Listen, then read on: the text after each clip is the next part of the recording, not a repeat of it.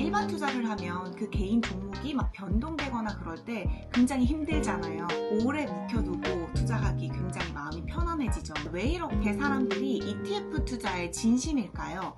안녕하세요, 여러분. 새해 명절 잘 보내셨나요? 늦었지만 새해 복 많이 받으시기 바랍니다. 지난번 ISA 계좌에 대해서 정말 많은 분들께서 봐주셨더라고요. 그래서 오늘은 이 ISA 계좌를 통해서 투자할 수 있는 상품 중에 하나인 ETF에 대해서 좀 정리를 해봤어요.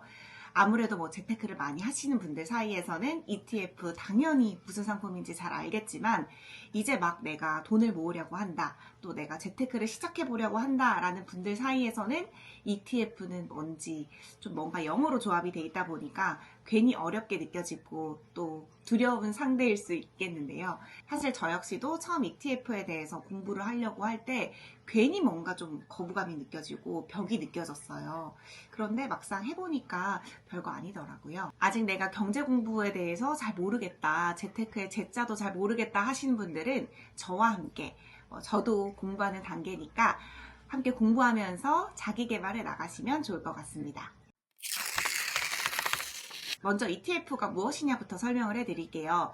ETF는 Exchange Traded Fund의 약자로 상장지수 펀드라고 불려요. 쉽게 설명하면 코스피 200, 미국 S&P 500 같이 시장의 지수를 쫓는 상품이라고 볼 수 있는데요. 기재부에서 설명해 놓은 ETF에 대한 정의 함께 보시면서 설명을 이어가도록 할게요. ETF에 대해서 인덱스 펀드를 거래소에 상장시켜서 투자자들로 하여금 주식처럼 편리하게 거래할 수 있도록 만든 상품이다 라고 되어 있는데요. 여기에서 어려운 단어가 하나 등장하죠. 인덱스 펀드가 무엇이냐라고 했을 때, 일반 주식 펀드와 달리 코스피 200, S&P 500처럼 시장 지수를 그대로 추종하는 펀드라고 보시면 되거든요. 예를 들어 코스피 200 지수가 1% 상승했어요. 그러면 이를 추종하는 인덱스 펀드도 1% 오르는 방식이에요. 그러니까 다시 돌아와서 ETF 개념을 보자면, 이 인덱스 펀드처럼 시장의 지수를 추종하되 이 주식 거래소에 상장이 돼 있기 때문에 실시간으로 매매가 가능한 상품이라고 보시면 돼요. 그래서 펀드와 주식의 장점을 모두 다 가지고 있는 상품을 ETF라고 보시면 될 것 같습니다. 우리나라에 처음으로 ETF 상품이 도입된 시기가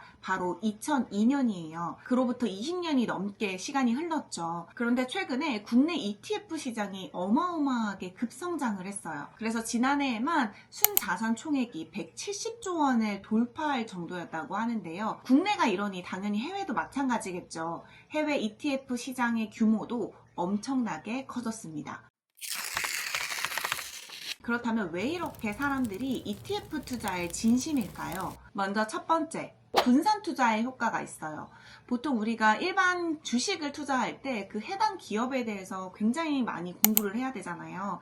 재무제표도 공부해야 되고, 그 기업이 어떤 비전에 따라서 미래 계획을 어떻게 세우는지 이런 것들을 꼼꼼히 봐야 되는데, 그런데 개인 투자자들, 그 중에서도 입문자들이 이런 작업을 하기에는 쉽지 않아요. 그리고 뭐가 뭔지 잘 모르기도 하고요. 그런데 ETF는 시장 전체 아니면 특정 업종에 대해서 투자하는 성격을 가지고 있거든요. 왜냐하면 ETF가 수십 개의 종목으로 구성되어 있는 상품이기 때문이에요. 다시 말해서 우리가 만약 일반 투자를 하면 그 개인 종목이 막 변동되거나 그럴 때 굉장히 힘들잖아요. 그런데 ETF는 일반 하나의 종목에만 투자를 하는 게 아니라 그 세션 아니면 업종, 시장 전체에 대해서 투자를 하다 보니까 그 변동성을 줄여준다라는 장점을 가지고 있다고 볼 수 있어요. 두 번째 장점, 바로 다양성에 있는데요. 요즘에는 시장 전체에 대한 지수뿐만 아니라 섹터별 다양한 지수를 추종하는 상품들이 크게 늘어났어요. 특정 테마에 대해서 투자하는 것도 가능해요. 예를 들어 내가 요즘 AI 관련주에 관심이 많다 그러면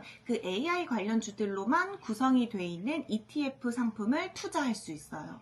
이렇게 주식 외에도 원자재 지수를 추종하는 원자재 관련 ETF도 있고요. 채권, 고배당, 달러, 금 관련 ETF도 가지고 있어요. 그런데다 작년부터는 비트코인 지수를 추종하는 비트코인 ETF도 해외에서는 투자를 할 수 있으니까 정말 다양한 분야에 내가 지수를 투자하고 싶은 분야가 있다면 ETF로 골라서 투자할 수 있어요. 만약 내가 ETF 투자를 좀 공격적으로 하고 싶다, 내 투자 성향이 좀 공격형이다 라고 하신다면 레버리지 투자도 가능해요. 보통 레버리지 투자를 하려면 이 선물 투자를 해야 되다 보니까 일반 개인 투자자들이 하기에는 좀 부담이 되는 경우들이 많잖아요. 그런데 ETF 상품 중에서는 이 레버리지 투자를 하려면 투자를 할 수 있는 레버리지 ETF 상품도 있어요. 반대로 주식이 하락하면 오히려 수익이 나는 인버스 ETF도 있어요. 그야말로 주식시장 하락장에 베팅을 하는 상품이라고 볼 수 있는데요.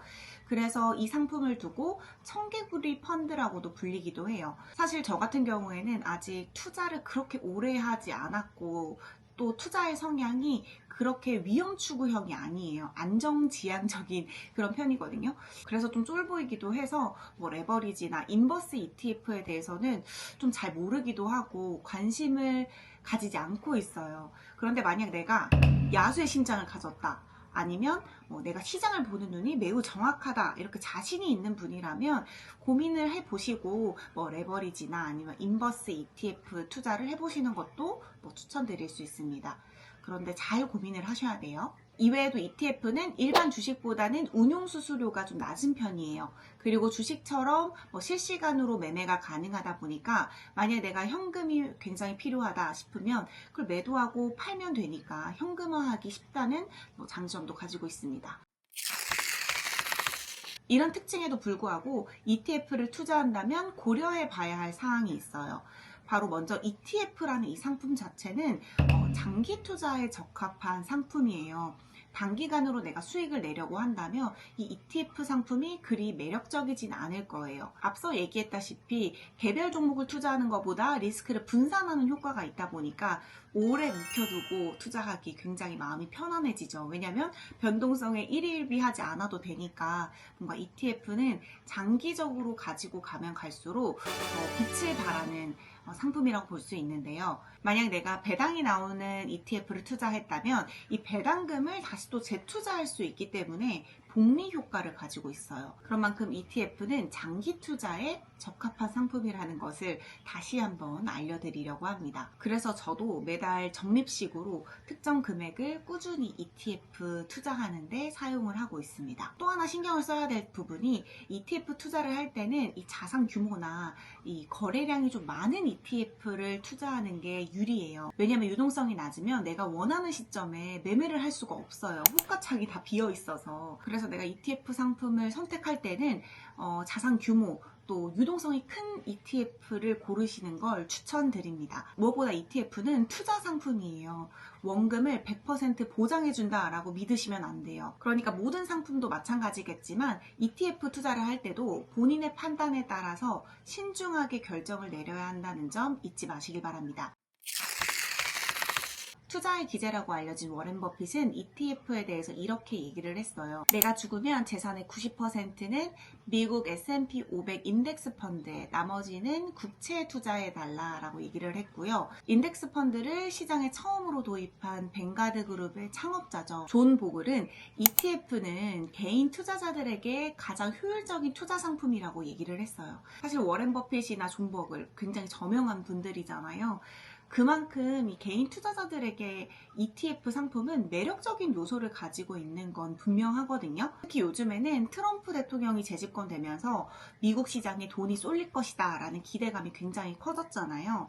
그러면서 미국 주식에 대한 관심도 늘었고 덩달아서 미국 ETF에 대해서도 굉장히 큰 관심을 많은 분들이 보이고 있어요. 그래서 오늘은 ETF 상품이 대체 뭐길래 ETF에 대해서 기본 지식, 배경 지식에 대한 설명을 해드렸다면 다음 영상에서는 국내 ETF는 무엇이 있고 해외 ETF에는 무엇이 있고 또 중요한 게 세금 문제가 있어요. 내가 어떤 거를 투자하느냐에 따라서 세금을 떼는 비율이 달라지거든요. 그 비율 부분에 대해서도 알려드릴 거고요.